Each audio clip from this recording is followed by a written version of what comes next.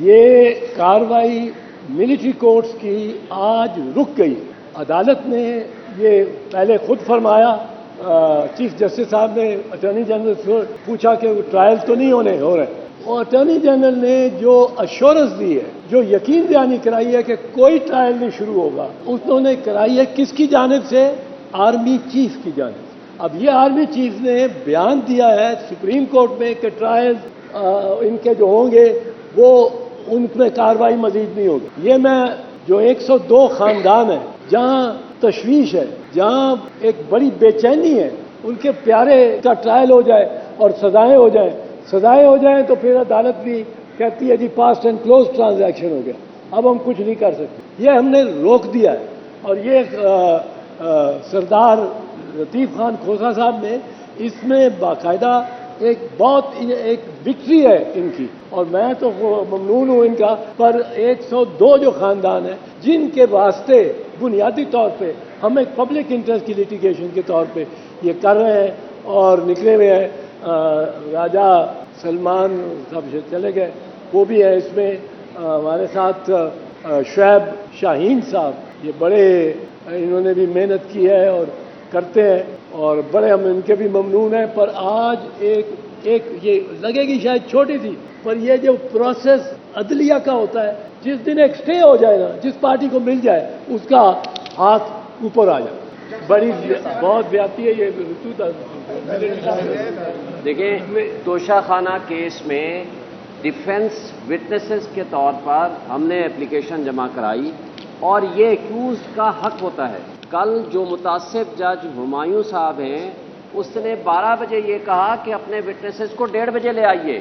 جب ان کو 1:30 بجے جا کر یہ درخواست پیش کی گئی، ہمارے بیرسٹر گور صاحب اس کو ریپرزینٹ کر رہے تھے، انہوں نے کہا جی ہمارے وٹنسز کراچی میں موجود ہیں، آپ 2 دن یا 1 دن کا ٹائم دے دیجیے تاکہ ان کو ہم پیش کر دیں اور آپ کے پاس ایویڈنس آ جائے، جو کہ mostly related to the subject تھا. لیکن انہوں نے پھر اس کے بعد کیا کہا؟ ڈیفرنس آرڈر کر دیا. وہ آرڈر کیا کیا کہ جناب یہ تو ریلیونٹ ہی نہیں ہے، یہ ریلیٹڈ ہی نہیں ہے، جبکہ 1.5 گھنٹہ پہلے خود کہہ دیا میڈیا کی موجودگی میں، وکلاء کی موجودگی میں، کہ آپ اپنے جو ڈیفنس وٹنسز کی لسٹ آپ نے پرووائڈ کی ہے ان کو 1:30 بجے لے آئیے تاکہ ان کو جرا کر سکیں.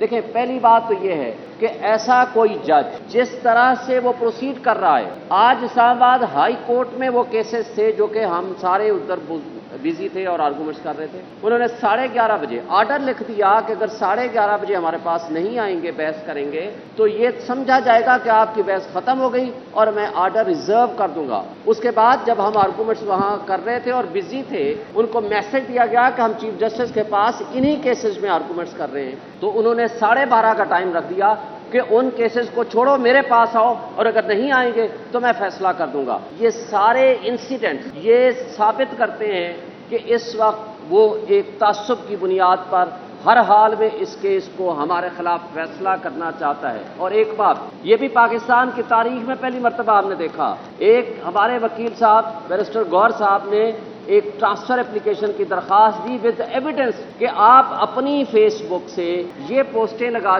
چکے ہیں عمران خان صاحب کے خلاف نازیبا تصاویر کے ساتھ. انہوں نے کہا فیس بک تو میری تھی، اور 2014 سے آنورڈ لگاتے رہے، ان کو ڈیلیٹ بھی نہیں کیا، لیکن کہا کہ چونکہ آپ نے یہ درخواست کیوں دی ہے، یہ کنٹمپٹ آف کورٹ بھی ہے اور آپ نے ان ایتھیکل کام کیا ہے، اس کے خلاف آبزرویشن دے دی. اور جب خواجہ حارث صاحب نے 342 کے اوپر ایک درخواست دی تو اس کے اوپر لکھ دیا کہ خواجہ حارث صاحب senior advocate supreme court of Pakistan has committed a miss chief. مجھے تو یہ شک پڑتا ہے کہ نہ صرف یہ متعصب ہے بلکہ یہ جج بننے کے اور رہنے کے قابل نہیں ہے، اس لیے کہ جسٹس اطہر محمد اللہ صاحب جب چیف جسٹس تھے انہوں نے یہ رائٹنگ میں ڈائریکشنز دی کہ کوئی بھی جج سوشل میڈیا استعمال نہ کرے، لیکن اس کے باوجود یہ 2023 تک وہی فیس بک استعمال کرتے رہے اور ان کی اسی فیس بک کے اوپر وہ مواد موجود رہا.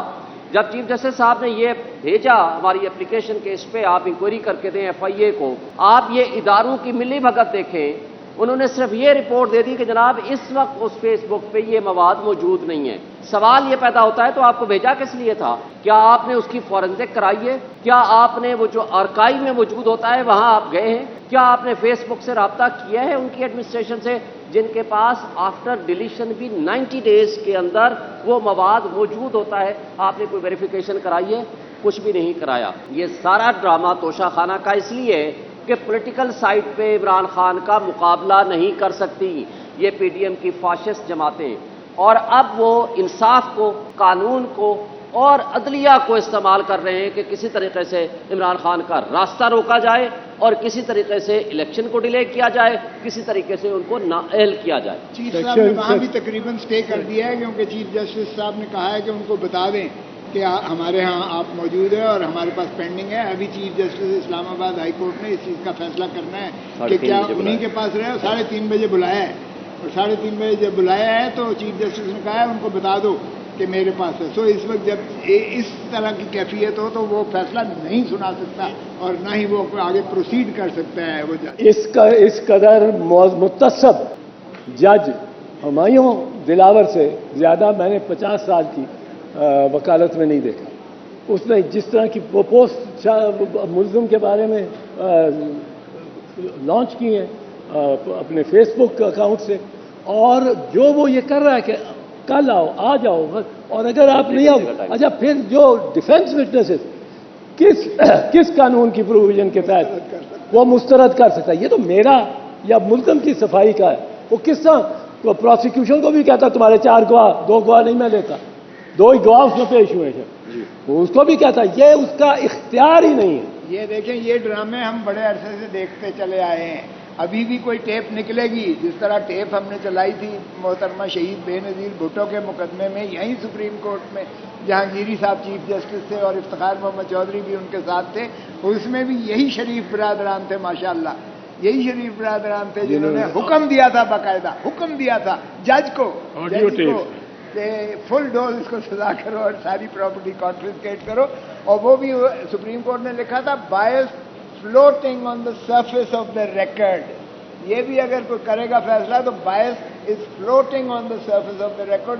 ہوا میں اس فیصلے کو اٹھا کے بکھیر کے سپریم کورٹ یا ہائی کورٹ پھینکے گی.